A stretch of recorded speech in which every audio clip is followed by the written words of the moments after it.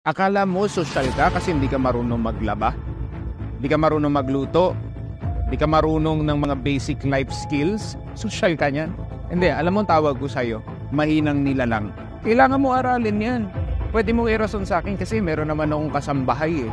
Alam mo, hindi forever na meron kang kasambahay. And hindi mo rin masasabi ang takbo ng buhay.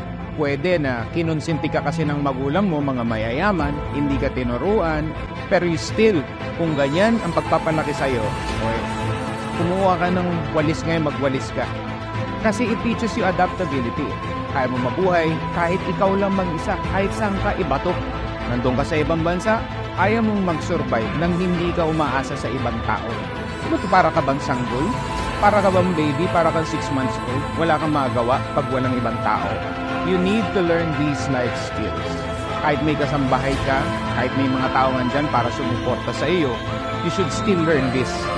Importante yan kung gusto mo talaga makakuha ng tagumpay sa buhay. Be adaptable, be flexible to change, and learn to be independent.